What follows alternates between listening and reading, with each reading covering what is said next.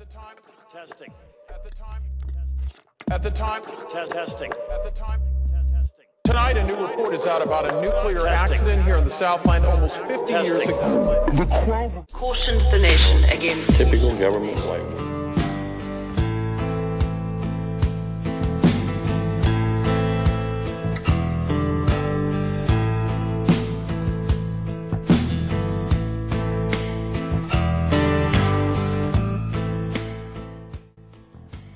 Alright, welcome back. I'm not going to be able to make it to New York for the 10th anniversary, but I can do this. I thought I was done with my 9/11 videos, but then I was given the opportunity to film some high-rise fire life safety systems. I've reviewed a lot more evidence since my last videos, found some pretty interesting stuff. So first let's check out some high-rise systems, and then we're going to take a look back to World Trade Center building number 7 and prove that its fire life systems were taken down. And finally, we're going to take one more look at the NIST report and compare it to what we've learned about how fire systems work. So here we go.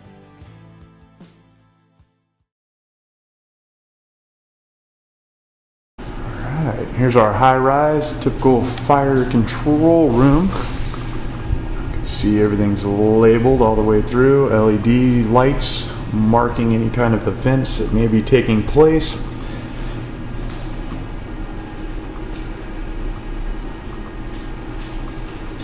Even down to the elevators. As we can see, every signal comes through. It's going to be printed out by these super ultra modern awesome printers. These are your graphics panels. Those are going to be marking every floor of your high-rise. And if you look on this guy,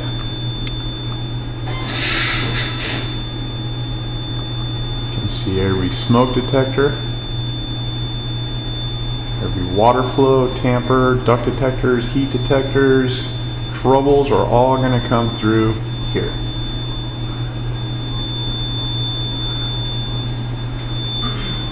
Our main panel.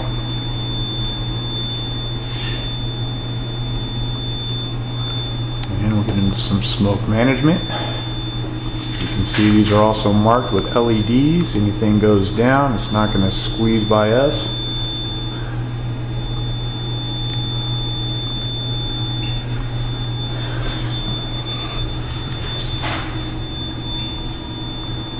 Here's another Tower 1 smoke management.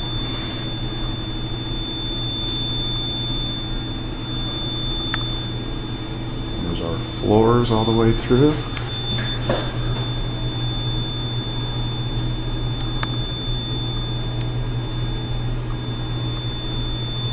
And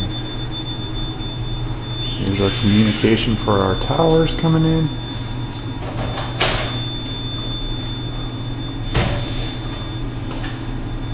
One last look at a fire control room. Even the elevators are monitored, and there is your bat phone. That will go directly to Batman just in case troubles do arise. As an example of how smart these systems really are, we're currently on the 35th floor in front of the elevator. If this smoke detector was to be activated, it would report back its location, its individual number, then it would recall the elevator to the first floor. And these things are smart enough to tell you even when they're dirty. Now we're at the base of the standpipes. You can see this is a 6-inch pipe sitting at 300 psi, and we all remember what a 6-inch pipe sitting at 80 psi looked like. Yeehaw, I guess be the word we're looking for here. And here's a good idea on some pressure for a high-rise sprinkler system. We're on the base floor, that's why we're seeing such a high pressure, and this is actually what's going to reduce that pressure to keep from blowing these systems apart. They're all rated to work at 175 psi. They will take higher pressure, but their working pressure is going to be 175. There's an itty-bitty little pressure reducing valve. That's going to come over into a bank of dry systems. This is an air over water system. This has a 5-to-1 ratio. That means 1 pound of air is going to hold back 5 pounds of water. And that's why you're seeing this valve come out of a 4-inch pipe. It's going to widen out, and that's going to give you a larger area to hold down that clapper. In case of an air release, this thing's going to dump and flip the clapper valve, changing you from dry to a wet system.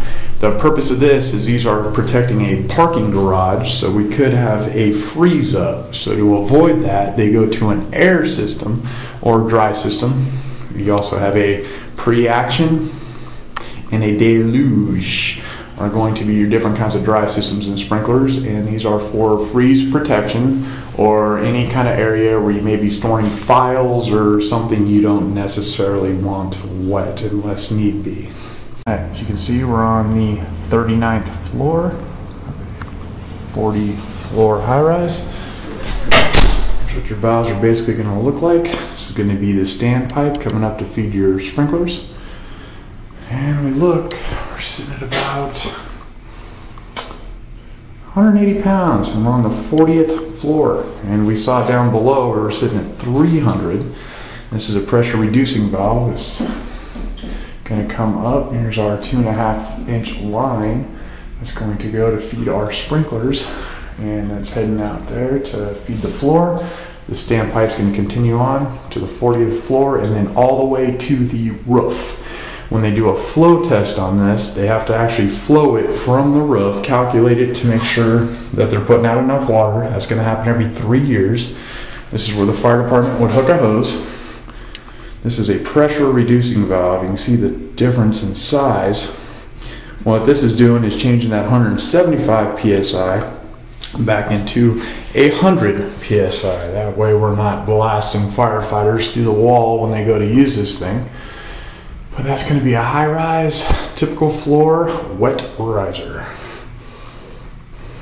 Okay, and here's the top of that pipe. We're just looking at that standpipe. Here's where it's going to come out. It's going to shoot out to a test valve on the roof there.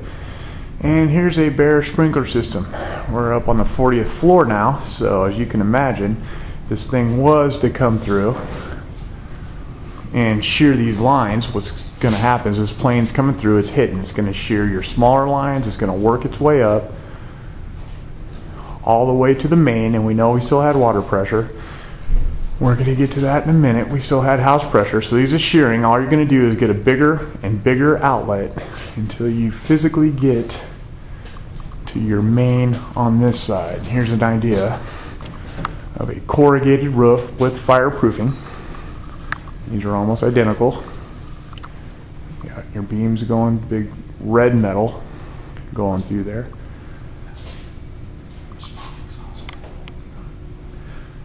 So here's a good idea of smoke control.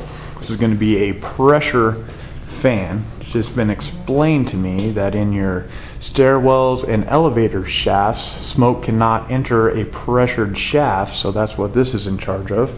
You can see this is coming straight from the stairwell. It's going to be its intake coming from the outside, and then this side is going to feed into your elevator shaft.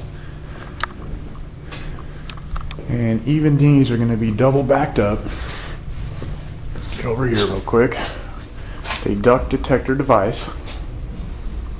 In case we're sucking smoky air in, that's going to lock this down so we're not pumping smoke into any of the stairwells or elevator shafts to allow people to get out. Here is one last look at a high-rise standpipe. Notice we don't have any risers. This is not feeding any sprinklers.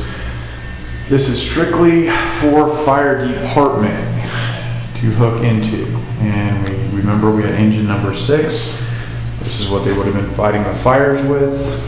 Coming through, this is a 6-inch line going through all floors from the base directly up. In a case that you cannot fit standpipes in, the stairwell's right behind us. That's where our 6-inch main is going to go down. And if you look, these are going to be piped through with a 2.5-inch line. And basically the bottom of this is going to come up to here, feed to here. These are fully pressure adjustable. Must be preset for 100 pounds. And these are what they're going to use in case you don't have enough room for a 6-inch pipe. So basically a 6-inch pipe sitting on the other side of this wall in the stairwell, feeding through, up, and into one of these. But every floor will have a fire department connection with water, ready to rock and roll. Our fire pump room. Remember I explained that each one of these is basically going to be 250 gallons that the fire department can add to the system if need be. These signs are wearing out, but everything's marked fire pump room. And I was talking about backup tanks. Now shoot, I can't, where did they put that thing? Oh, here we go. We are standing on approximately 15,000 gallons of water. It's going to be an underground tank. This is going to be your primary feeding it. Domestic water will feed into there, fill the tank, and then into the fire pump. And remember, we've got bypass loops, those can be bypassed, and also fire department connections in case of all else failure.